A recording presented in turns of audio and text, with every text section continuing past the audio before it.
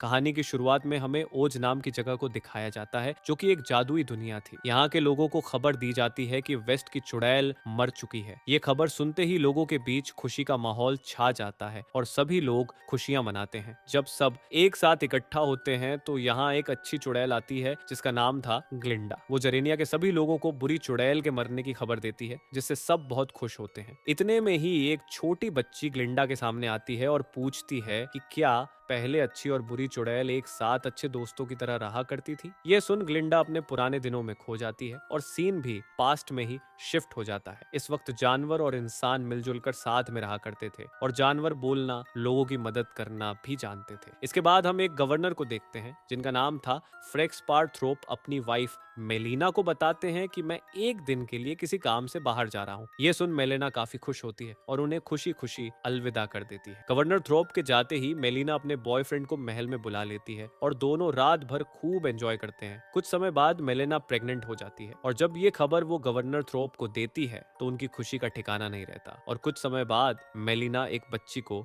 जन्म देती है। लेकिन जब थ्रोप अपनी बेटी को देखते हैं तो उनकी खुशी गुस्से में बदल जाती है, क्योंकि इस बच्ची का रंग ग्रीन था। ये देख थ्रोप समझ जाते हैं कि यह बच्ची नॉर्मल नहीं है, बल्कि यह एक चुड़ैल है, जिसके जन्म के बाद आसपास की सभी चीजें हवा में उड़ने लगती हैं और अचानक से जमीन पर आ गिरती हैं। थ्रोप इस बच्ची से बहुत ज्यादा गुस्सा होते हैं और इसे अपने से दूर रखने का आदेश देते हैं। गवर्नर का हुक्म मानते हुए एक बेयर इस बच्ची को अपने साथ ले जाती है और इसकी अच्छे से देखभाल करती है और इसका नाम रखा जाता है अल्फबा। कुछ समय बाद मेलेना एक और बेटी को जन्म देती है जिसका नाम था नेसारोजा अल्फबा। अपनी बहन नेसारोजा के साथ काफी अच्छा समय बिताती है और दोनों एक साथ खूब एंजॉय करती हैं। ना तो नेसारोजा के साथ कोई बच्चा खेलना पसंद करता था और ना ही अल्फबा के साथ, क्योंकि अल्फबा का स्किन कलर ग्रीन था, जिसे देख बच्चे इसके पास आने से डरते थे। जबकि नेसारोजा के पैरों में प्रॉब्लम थी, इसलिए वह चल नहीं पाती थी। दोनों में कुछ कुछ खामियां होने की वजह से यह दूसरे बच्चों की तरह अपना बचपन सही से एंजॉय नहीं कर पाती। एक दिन जब यह दोनों साथ होती हैं तो कुछ बच्चे इनके पास आकर इनका मजाक बनाने लगते हैं। ये देख अल्फबा को बहुत गुस्सा आता है और गुस्से में इसकी पावर्स भी एक्टिव हो जाती हैं। अल्फबा अपनी पावर्स की मदद से बच्चों को डराकर यहाँ से भगा देती है। इस पूरे इंसिडेंट को देखकर नेसा रोजा थोड़ी डर जाती है और रोने लगती है। अपनी बेटी की आवाज सुन गवर्नर थ्रोप भी यहाँ आ जाते हैं और नेसा रोजा को अपने साथ ले जाते हैं। लेकिन इस बीच वो अल्फबा से ना तो कोई बात करते हैं और ना ही उसकी तरफ देखते हैं। इसके बाद कहानी 10 साल बाद की दिखाई जाती है, जहां हम एक कॉलेज को देखते हैं। इस कॉलेज में स्टूडेंट्स को मैजिक सिखाया जाता था। जादू सीखने के लिए इस कॉलेज में एक ग्लिंडा नाम की लड़की भी आती है। इसकी खूबसूरती देख हर किसी की नजरें इसी पर होती हैं और कुछ देर बाद यहाँ अल्फबा भी अपनी बहन नेसारोजा के साथ आ जाती है। गवर्नर थ्रोप दोनों को कॉलेज छोड़ने आते हैं और नेसारोजा को मेलिना की आखिरी निशानी सैंडल्स गिफ्ट करते हैं। मेलिना की डेथ हो गई थी। अब थ्रोप ही इनका ध्यान रखते थे, लेकिन अल्फबा से अब भी थ्रोप बात नहीं करते थे। इसके बाद कॉलेज की तरफ से कुछ खास लोगों को सम्मानित किया जाता है, जिनमें जानवर भी शामिल थे। ये जानवर भी कॉलेज में टीचिंग किया करते थे। इसके बाद स्पीच देने के लिए मैडम मोरेबल आती है, जो कि स्टूडेंट्स को मैजिक की क्लास देने वाली थी। लेक्चर सेशन खत्म होने के बाद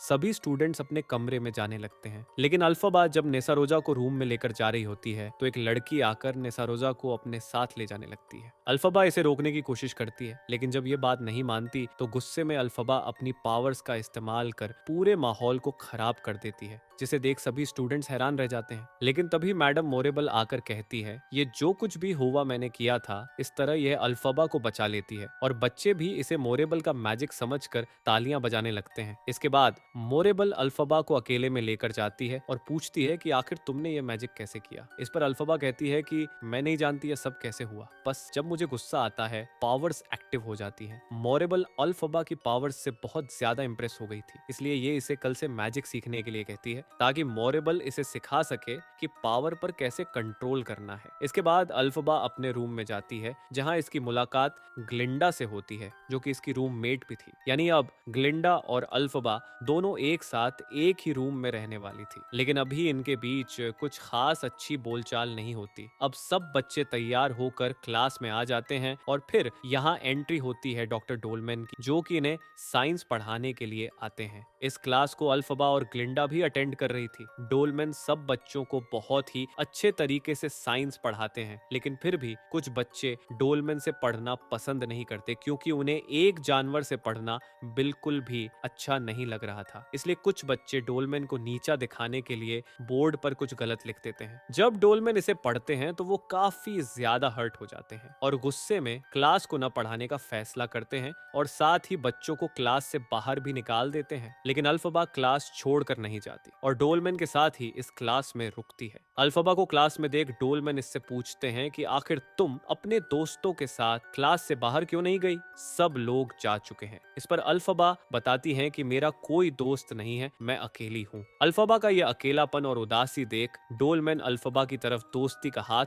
बढ़ा देते हैं। ये देख अल्फबा को भी काफी अच्छा लगता है और उसे भी डोलमैन के रूप में अपना एक दोस्त मिल जाता है और दोनों काफी अच्छे दोस्त बन जाते हैं। इसके बाद अल्फबा मैडम मोरेबल के पास जाती है ताकि उनसे मैजिक की ट्रिक्स सीख सके। मैडम मोरेबल सिर्फ अल्फबा को ही पर्सनल क्लास दे रही थी। मैडम मोरेबल अल्फबा को अच्छे से समझाती हैं कि ये अपनी पावर और मैजिक पर कैसे कंट्रोल कर सकती है, लेकिन अल्फबा से ये हो नहीं पाता। मैडम मोरेबल कई बार इसे अच्छे से समझाती हैं और अल्फबा भी अच्छे से ट्राई करती है, पर कोई फायदा नहीं होता, जिससे अल्फबा को भी काफी ज्यादा बुरा फील होता है। हर बार फेल होने की वजह से अल्फबा को बहुत गुस्सा भी आने लगता है और इसी गुस्से के बीच उसे अपनी पावर्स मिल जाती है और उसका मैजिक एक्टिव होकर काम करना शुरू कर देता है। ये देख मैडम मोरेबल भी काफी खुश होती हैं। रात में अल्फबा जब कहीं जा रही होती है तभी इसकी नजर बाहर डॉक्टर डोलमेन पर पड़ती है, जो रात के अंधेरे में सुनसान जंगल के रास्ते से अकेले कहीं जा रहे थे। ये देख अल्फबा को काफी अजीब लगता है और ये भी डॉक्टर डोलमेन के पीछे पीछे जाने लगती है। और फिर डॉक्टर डोलमेन एक छोटे से घर में चले जाते हैं और अल्फबा भी इन्हें फॉलो करते हुए इस घर में आ जाती है और देखती है कि यहाँ बहुत सारे जानवर इकट्ठा हुए हैं। दरअसल ये सभी जानवर एक खास मकसद के लिए यहाँ जमा हुए थे। डॉक्टर डोलमेन अपने साथियों से कहते हैं कि कई समय से हमारे साथी धीरे धीरे गायब होते जा रहे हैं। अगर हमने जल्दी कुछ नहीं किया तो इंसान हमें यहाँ से बाहर निकाल कर फेंक देंगे। दरअसल इंसान नहीं चाहते थे कि जानवर भी उनके साथ रहें। इसी प्रॉब्लम की वजह से डॉक्टर डोलमेन ने इस मीटिंग को रखा था ताकि सब